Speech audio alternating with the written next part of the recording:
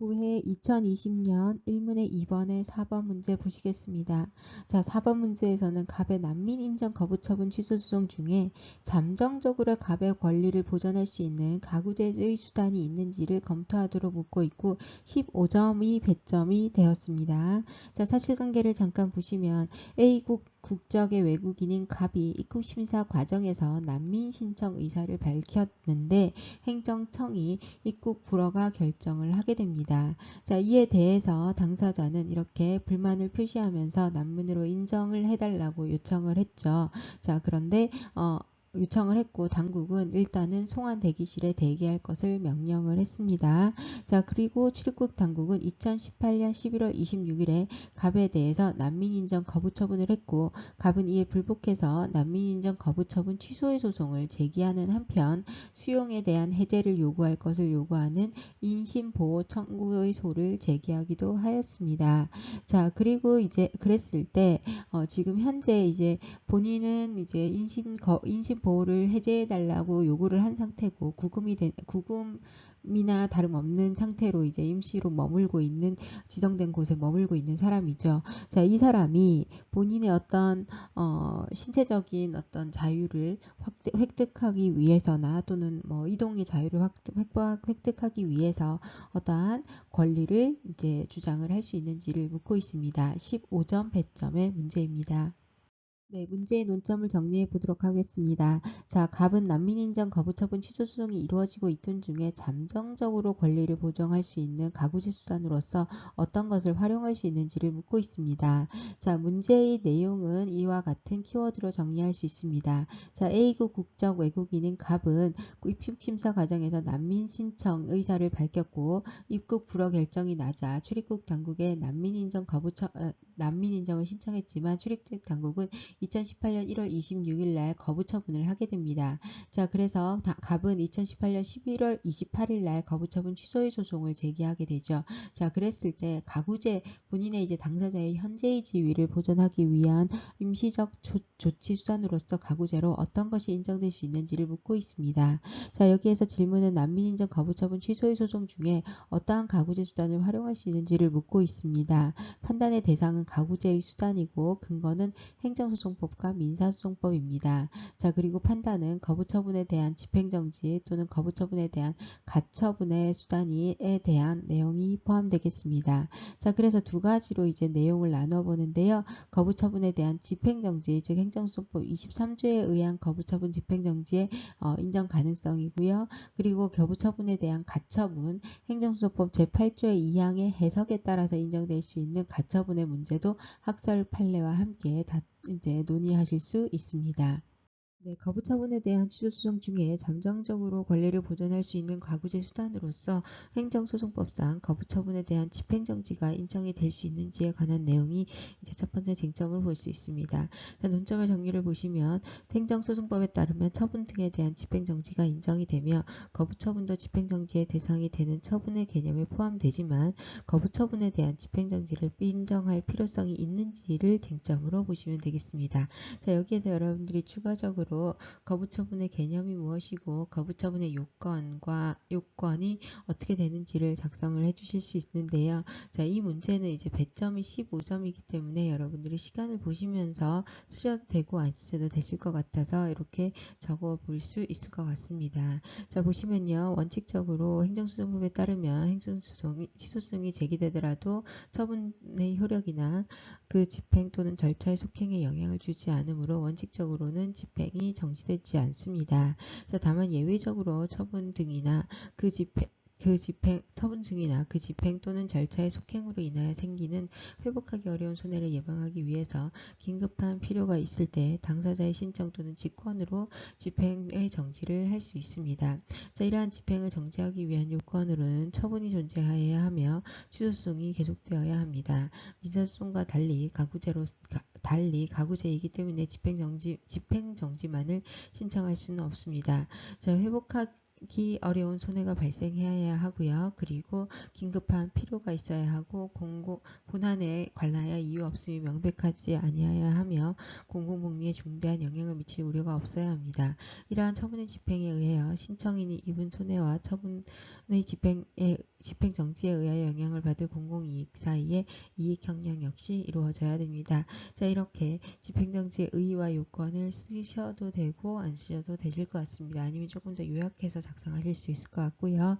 자, 요거는 배점이나 시간에 따라서 여러분들이 조정하시면 좋을 것 같습니다.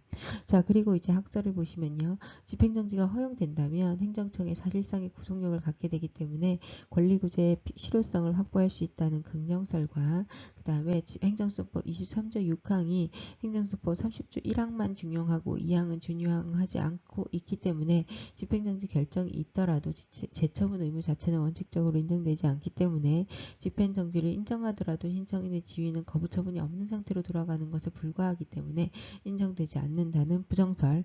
그리고 원칙적으로는 집행정지가 부정되지만 사안에 따라서는 이 거부처분이 행하지 않은 상태로 돌아갈 수 있기 때문에 신청인에게 어떠한 법적 이익이 있다고 인정되는 경우에는 집행정지를 신청할 수 있다는 제한적 긍정설이 있습니다. 자, 그래서 다시 정리하면 총 세 가지가 있죠. 긍정설, 부정설, 제한적 긍정설이 있습니다. 자, 우리 판례는 허가 신청에 대한 거부 처분은 그 효력이 정지되더라도 처분이 없었던 것과 같은 상태를 만들어내는 것에 지나지 아니하는 것이고 그 이상으로 행정청에게 어떠한 처분을 명하는 등의 적극적인 상태를 실현하는 경우를 포함하는 것은 아니다라고 보고 있기 때문에 거부 처분에 대한 집행정지를 구할 효력의 집행정지를 판단할 만한 이익은 없다라고 판단을 하였습니다. 물론 이제 사안에 따라서는 하급시험 판례 중에서 시험과 같은 절차가 단계적으로 진행되는 경우에 종국적인 거부 처분이 아닌 전 단계에서 이를 인정하는 것, 이 집행정지를 인정하는 것이 이제 이익이 있다라고 본 판례도 있긴 하지만 원칙적으로는 허가 등에 관해서는 거부 처분의 어떤 집행정지를 인정하지 않고 있습니다. 자, 그래서 소개할 부분 여러분들이 쓰실 수 있는데요. 잠깐 한번 보겠습니다. 거부처분 자체의 효력이나 거부처분에 따른 절차의 속행으로 중대한 손해가 발생하는 경우가 있을 수 있기 때문에 예외적인 거부처분에 인정할 필요가 있고 국민의 권리구제 측면에서 현행 집행제도가 갖고 있는 기능적 한계를 극복한다는 측면에서 제한적 긍정설이 타당하다라고 쓰실 수 있습니다. 자, 제한적 긍정설이 인정되는 사례로는 연장 허가 신청에 대한 거부처분이 있을 때까지 권리가 존속한다고 한다고 법에 특별한 규정이 있는 경우, 그리고 인허가 등에 붙여진 기한이 갱신기간인 경우, 뭐 이와 같은 경우, 그 다음에 뭐 시험에 가는 경우, 그 다음에 허가 등에 관한 것들이겠죠. 그리고 외국인의 체류기간 갱신 허가에 대한 거부 처분의 경우에도 경우에를 이제 생각해 볼 수 있습니다. 자, 따라서 행정소송법상 거부처분에 대한 집행정지를 인정하지 않는다고 볼 때, 원칙적으로 인정되지 않는다고 볼 때 민사집행법상 가집행이 활용될 수 있는지가 문제가 될 수 있는데요. 자, 이 문제는 행정소송법 제8조 2항의 해석 부분과 관련이 있습니다. 자, 그래서 학설과 판례를 통해서 다시 한번 정리해 보실 수 있는데요. 자, 학설 같은 경우는 법원이 행정처분의 위법 여부를 판단할 수는 있지만 그 판단에 앞서서 행정처분에 대해서 가처분을 하는 것도 사법권의 범위를 벗어나는 것이기 때문에 원칙적으로 인정이 되지 않는다라고 보는 부정설이고요. 그 다음에 두 번째는요. 명문의 배정 규정이 없기 때문에 실효성 있는 권리구제를 생각한다면 권리구제와 그리고 헌법상 재판을 받을 수 있는 권리에 관한 내용들을 생각한다면 민사집행법상 가처분도 긍정해 주는 것이 결국 국민에게 더 유리하다고 보는 긍정설. 그리고 세 번째로 수익적 행정에 대한 거부 처분의 효력을 잠정적으로 배제할 필요가 있는 경우와 같이 직접 집행정지 제도를 통해서 실효적인 권리구제가 되지 않는 예외적인 경우에는 가처분 규정을 준용할 수 있다고 보는 제한적 긍정설이 있습니다. 즉 다시 이것도 세 가지로 보시면 긍정설, 부정설, 제한적 긍정설로 나눌 수 있겠죠. 자, 그리고 이제 판례는 항고소송인 경우에는 민사소송법상 보존처분은 민사소송 절차에 의한 권리이기 때문에 행정법 관계에서는 인정되기 어렵다라는 게 우리 판례의 입장입니다. 자, 그래서 이 부분은 여러분들이 이제 본인의 판단에 따라서 이제 서술을 하시면 됩니다. 자, 권리보호 확대, 가처분의 잠정적 성격 등을 고려할 때 가처분 제도를 인정하는 것은 의미가 있지만 행정소송법은 행정소송의 공익적 관련성 때문에 민사적 집행법상 가처분을 배제하고 집행정지라는 특별한 규정을 두고 있다. 이렇게 이해하실 수 있고, 자, 이러한 경우에는 현행행정소송법이 거부처분이나 부작위에 의해서 의무이행 소송을 인정하지 않은 취지를 고려할 때 이러한 처분 규정을 준용하는 것은 이러한 처분 규정은 부정한다. 이렇게 쓰실 수 있고, 긍정설로도 여러분들이 작성하실 수 있을 것 같습니다. 자, 따라서 이제 소개를 쓰시면 되는데요. 자, 판례 이제 두 가지로 우리가 분류를 했죠. 그쵸? 행정소송법상 가처분의 집행정지 인정 여부 거부처분에 대한 것, 그 다음에 이것이 만약에 인정되지 않는 경우에 민사집행법상 거부처분에 대한 가처분을 인정할 수 있는지에 관한 것인데, 둘 다 만약에 없다고 보는 경우에는 가처분 거부처분에 대한 가처분은 인정되지 않는다라고 정리하실 수 있을 것 같습니다. 네, 이 판례를 다시 한번 목차를 보시면서 정리하실 수 있습니다. 자, 거부처분에 대한 집행정지에 대한 가처분의 인정 여부에 해당하고요. 먼저 논점을 정리하시고, 그리고 가처분이 우선적으로 행정소송법상 집행정지 인정 여부를 여러분들이 검토하시고, 그리고 만약에 행정소송법상 가처분이 인정되지 않는 경우에 민사집행법상 가처분을 준용할 수 있는지 행정소송법 제8조 2항과 관련돼서 문제를 정리하실 수 있습니다. 그리고 사안의 해결로 목차를 정리하실 수 있습니다. 네, 마지막으로 사례 답안 작성 연습지를 여러분들이 작성하시면서 한번 내용을 정리해 보실 수 있습니다.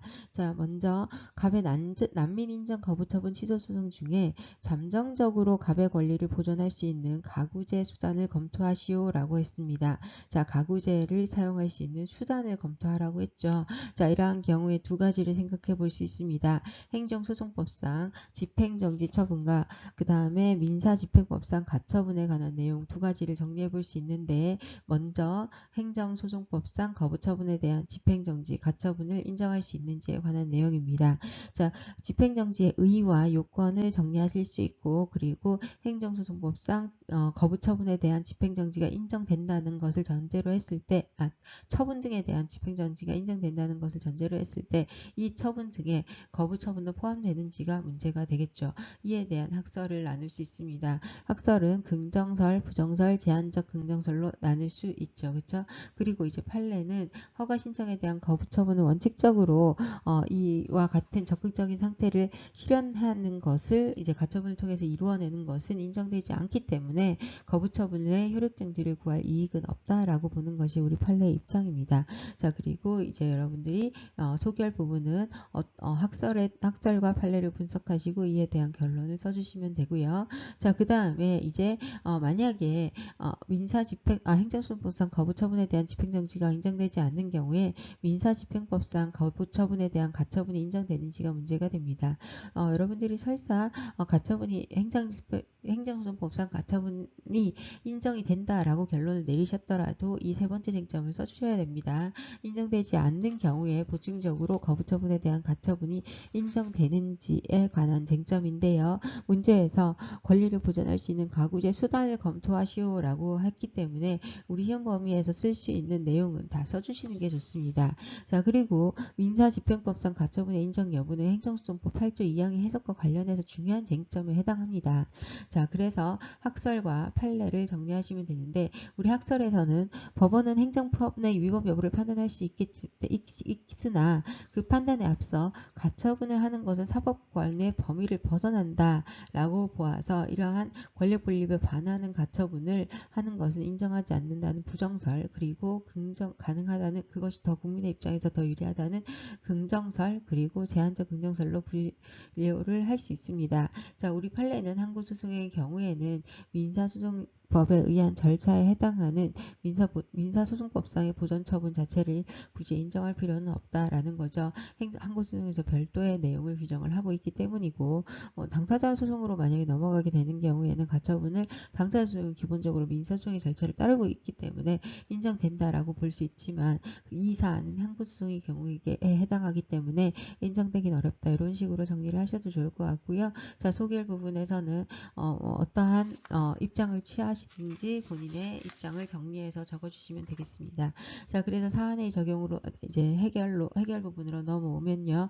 자, 판례에 의해서 거부 처분에 대한 집행정지 및 가처분이 부정된다라고 판단을 할 수 있는데, 물론 판례에 따라서는 그렇습니다. 자, 그래서 난민인정 거부 처분은 집행정지 신청에 이익이 없어 허용되지 않기 때문에 법원의 입장에서는 각하 결정을 하게 됩니다.